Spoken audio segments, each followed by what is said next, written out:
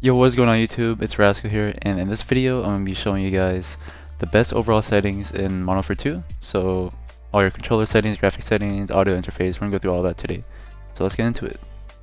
Alright, first things first, we're going to go into controller settings here, and everything here is mainly default. We're going to have this off, default, whatever this is for sickly out. And then controller vibration, play with off. And then play on 77 cents. It's pretty comfortable for me. And I've been playing that for like over a year or so. And then sensitivity multiplier, don't mess with any of these. 1.0. Vertical, don't mess with this either. And then right here, all this is like basically default. And then one thing, I play on just regular no auto attack sprint. I play with it off. And this is usually preference. If you want to play with automatic tactical sprint, you can, or even auto sprint, whichever one's comfortable. But for me personally, I like it off because it makes the game feel more fluid and how to be able to control stuff about, you know, movement. Like, you know, as you keep playing more, like, I don't know, it just feels more comfortable with, like, you know what I'm saying. And then right here, interact, tap to reload. Everything is basically default, so nothing crazy here. Alright, so now we're moving on to the advanced tab. And here we go with the aim assist. Obviously you want to have target aim assist on. And then with aim assist type, I play personally on default. I've also heard people say Black Ops could be good, but I personally don't know much of a difference with it. I did play Black Ops like early in the game, and then a couple weeks ago, or like a month ago or so, I switched to default, so that's what I run. And then right here, this one's really important. You want to change its aim response curve type. You want to use that for dynamic. Dynamic is very important when it comes to certain gunfights, when you're trying to snap to a certain person. And it makes the whole overall, it snaps, when you snap on a person, it makes it a lot faster, and then as you keep spinning it like slows down, so basically like it makes your aim really snappy, and the more you play the more consistent you'll be at it, and it just feels overall a lot better than linear and standard. Linear feels like really too fast, excuse me, linear feels way too fast, and then standard, it's pretty basic, like feels kind of slow, like your normal aim assist. So dynamic is like the perfect in between, so I definitely recommend this. And then here we go, everything else normal. And then this is the main one, ADS sensitivity transitioning timing. You want to have this on instant. I've for whatever reason had it on gradual before when I first started playing, and then put it in instant. Definitely noticed it because once you like aim out of your sight, once you aim in and you aim out, it makes the transition from aiming out to your regular crosshairs, and then vice versa. If you like aim into the crosshair or into your sight, it makes it a lot faster. So you definitely want to have that on. You don't want to have on gradual or after zoom. But instant is definitely important. And then for the custom sensitivity per zones, everything I have on normal. Or actually I have low zone on 1.0. And then 2 times and above I have it at 1.10. So if I'm like sniping or pick up a sniper, I have it at 1.10. That's just my preference. So it makes it a lot faster. Alright, so next up we got input dead zone right here. And this one is really important to mess with, especially so you have the faster response time for your sticks. So right here, as you can see, my left stick min is 0, right stick min is 0.03, and then left stick max 0.63, and then 0.99 right stick max. So right here, how to mess with it is right stick max, you want to keep this on 0.99, and then how to mess with the right stick dead zone, the best one is go into a bot lobby or training mode, where you shoot the 3 training bots, whatever. And then you want to keep your crosshairs still and put this all the way to 0. I'm sorry I didn't say this, but put this all the way to 0. And then as your stick keeps moving, bump it up 0.01, so just once. And then just keep bumping it up until it stops moving. And that's where you can find your perfect dead zone for your right stick and left stick as well. So for the right stick specifically, you want to move the right stick min. Keep this one, you want to move this one. So for me, it stops at 0.03. That's like the best one perfectly. It has like a little tiny drift, but it's not even that noticeable. Only if I actually move it a tiny bit, but it's nothing crazy to worry about. But for me personally, my best one is for 0.03 for my right stick. And then how to mess with the left stick one, you want to have the left stick min, this one specifically all the way at 0. And then the one you want to change for left stick is the left stick max. This one should be default 0.99, I believe. And basically same thing like the right stick, you just go in the bot lobby, lower this all the way down. You can lower it like at 0 basically, all the way here, all the way down to 0, and then just keep moving it until it goes to, you know, as it stops moving. So as long as you have no more stick drift, just keep moving it all the way until you have it to where it stops moving. And that's how your dead zone works. So you have the fastest response time on both your sticks.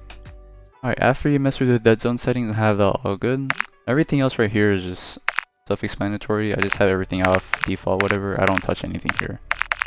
However, if you're on a PS5 controller, this is really important. You want to make sure your gyro behavior is off for all of this.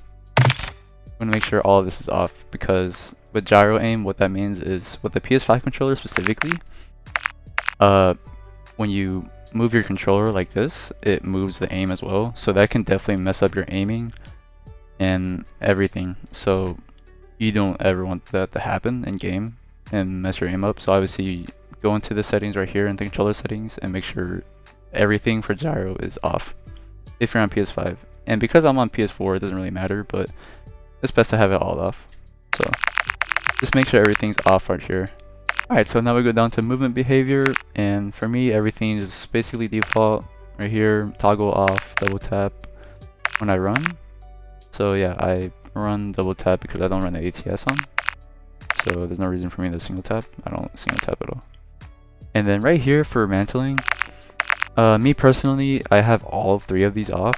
I heard people like to change, I believe it's automatic airborne mantle. I think this one like partial off like that, or partial, but I just have all of them off. I like to actually jump up. You know, you jump and you jump twice over the ledge or any barrier or wall, whatever. I like to actually jump twice instead of like auto mantling. So that's just preference if you like the auto mantle or not. If you don't like auto mantling and actually like to like double jump to jump on something, you can have all this off. So whatever fits you. And then this one's really important right here, invert slide and dive behavior. This one's very important because in this game, slide canceling, or it's not even a thing, but sliding in general is not really important.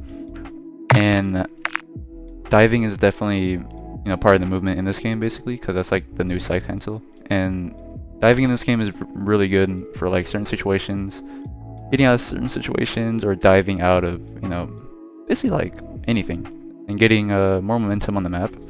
And diving really helps with like, you know, movement, timings, and all that. The more you keep playing and you know, master diving and all that, you can definitely use that to your advantage, because diving in this game can help with like getting out of situations or keep your momentum flowing, and it resets your attack. I don't know if you don't know this, but a lot of people don't know this, but diving actually resets your attack sprint. So if you ever, you know, need to reset your attack sprint, just dive and then go back up and your attack's reset. So, and what this setting does, it's right here, it says it'll be on standard. So standard, it's tap to slide and hold to dive, and opposite inverted, you hold to slide and you tap to dive. So definitely want to have it on inverted, so you can just tap whatever button you use to crouch or slide, whatever, and you just tap it while running and you'll dive instead of sliding. So definitely change with this. Everything else right here is just normal, whatever. I don't really mess with any of it. Alright, so now we're on display settings, and everything here is just basically normal. So first thing is display mode, full screen exclusive. I don't really like to recommend full screen borderless or the other ones, because I believe it'll hurt your game in the way, like less frames and all that. So full screen exclusive is best for less input delay, lag, and all that, and as fast response time game as possible. So definitely recommend full screen exclusive. And then everything else here is normal. And then screen refresh rate, make sure your refresh rate is on the highest refresh rate, whatever your monitor is. So if it's a 60 Hz monitor, 120, 240, or 360 or higher, whichever one, make sure it's on the highest one that your monitor goes to. And everything else here is normal. Display resolution 1920 by 1080, and make sure this is on whatever your monitor is. So if it's 1920 by 1080, if it's a 4K or 2K, make sure it's on whatever it's set at the highest. And then everything here is normal. Dynamic resolution off, automatic aspect ratio, and then VSync, I like to have this off. As you can see in the note on the bottom, it says enabling this prevents screen tearing issues but causes some input lag. So definitely best to have that off, and you don't really notice the tearing anyways.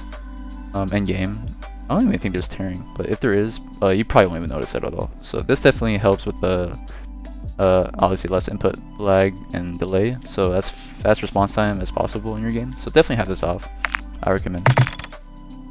Frame rate limit, I like to have it custom. I don't really think it does much, but I just have it on custom, I guess, to my refresh rate, but this doesn't really matter. whatever up to use you want. And then everything else here is normal. Brightness, I'll play on 51. And then that's it for display. Alright, so now we're on quality settings, and right here, everything I have is on low. Other than the stuff right here, I change. So render resolution, you want to make sure this is on 100, and make sure it shows on the left right here. It says mine is 1920 by 1080, because I have a 1080 monitor. But if you have a higher one, 2K, 4K, or even 720, make sure it's on 100, and make sure it's on whatever your monitor resolution's at. And then upscaling sharpening, I like to have this on fidelity cast. I haven't really messed with this other stuff. Fidelity cast, I've been using it since Cold War and MW, and even Vanguard, and it makes the game look really smooth and very clean. So this is the best one I recommend to use. And then fidelity cast strength, I have this at 100. So this one definitely makes your game look a lot more clean and more very smooth. And then right here, anti-aliasing, I like to have this on Filmic SMA 2x instead of the regular SMA. And then I have it on low, and then 90 for video memory scale. I don't know what this does much, but I just have it on the highest. And then right here for all the main settings, everything is the lowest that you can think of. So everything at the low, except for this one, I have it on low for text resolution, but you can have it very low if you want more frames and all that. But me personally, I already have enough frames, and my game's already looks good at my rate. How I have everything, so I like to have everything on low. So all these settings are low or short or whatever it says at the lowest. And then this one I have bullets impacts on. I like to see my bullets. I don't know why. It's just me, but I like to see bullets on the walls and all that. And then everything else is off low. So you can see all these settings here is low. Off. Alright, so now we go all the way down to post-processing effects, and this one's really important to change is the NVIDIA reflex latency. And I like to have this on plus boost, so obviously you can see right here on the right, it'll have low latency mode on and optimizing system latency. So basically it'll give you the lowest latency you can in game, and overall just a better input response time, and when you kill your enemies, and better hit reg, and better everything. So definitely recommend this, have this on plus boost. And then these two for sure, you want to have these off, all three of them. Depth of field off, and world motion blur and weapon motion blur, make sure these are off. Alright, so now we're in the interface settings, and everything here at the top is basically normal until we go all the way here to HUD. Me personally, I like to play in the HUD all the way to 0, so because I play on my screen a lot closer in front of my face, it makes the HUD at the top left, so your mini map and your kill feed a lot closer in the middle of the screen, so it makes it easier to look on your mini map and kill feed. So I would definitely recommend playing on 0 or as low as you want, but it's mainly just preference. And then right here, this is important. You want to make sure your mini map shape is on square, because you can see on the right, see the mini map shape, and you can see how much it's covering. So you want to make sure it's on square. And then minimap rotation, make sure this is on. And then everything else here is normal. Horizontal compass, I have this off. Don't really use that on the top, and it's kind of just, I guess, a distraction. So I don't use it at all. So I would turn this off if you want to use it. Don't want to use it. And then crosshairs, obviously have it on. Hit marker visuals on. Hit marker on. The damage reach hit markers up. Everything else is here normal. And then right here, center dot. This is preference. If you like to play with the center dot, so basically what it's saying. Alright, so now we're here to the center dot. I personally play with it off. However, if you don't want, so basically with center dot. Alright, so now we're on here to center dot, and this one doesn't really affect that much unless you're actually looking at your game or notice it. But basically, the tiny circle in the middle of the screen that you see, when you have this off, it moves. When you move your character side to side or wherever, the circle in the middle moves along with your crosshairs.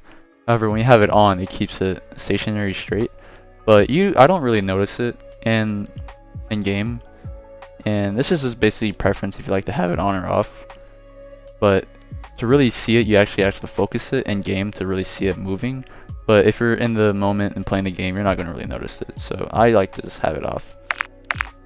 And then everything else here is normal. telemetry, you see the top left, I have my FPS and latency on. Everything else just have it off, doesn't really matter.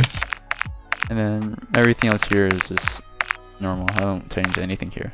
Alright, so once we're done with interface settings, go all the way back to the top of it, and you should see color customization right here. Right here, so for me, my settings are how it is right now. So filter 2, both, and 100 on both of these for the intensities. So my HUD color palette is basically all default, however it is, except for my U, which is pink. That's just my preference. And you can change whatever colors you like for all of them. That's just all preference, whatever you like. And then the enemy one, this is the main important one. So for this one, change it to whatever enemy color you like. So basic color, change it to whatever color. And once you change it, go back to it. And make sure the saturation and brightness is at the highest. And what this does, it makes your character, or makes the enemy team more vibrant when you see them. So the color on top of their names and all that, they're a lot more vibrant and easier to see. So definitely recommend changing your settings to these. Alright, so I forgot to put this in the video, but on the controller settings, on edit button layout right here, I play on tactical flipped. So basically, when I snake and dive and slide and all that, I use my right stick, click that, and then my punching, I use circle. And then I have flipped for my triggers and bumpers, so I shoot with my bumpers, and then triggers, I use those for lethals and tactical equipment. So yeah, that's basically it for my controller settings. Alright, so that does it for my Modern Warfare 2 settings video. Make sure you guys leave a like if you enjoyed it. Hope this really helped you guys out with your controller settings, graphic, audio interface settings. Hope it really helps out with all that little stuff. And if you guys like to see some pretty cracked gameplay, check out my YouTube channel. And yeah, specifically on rank play, pretty cracked gameplay. Go against a lot of pros and like top AMs and even some like top 250s here and there. And the reactions against me, and yeah, I get accused a lot, and now you know the settings I play on. And yeah, I hope you guys liked the video, and I'll catch you guys in the next video. Peace out, everybody.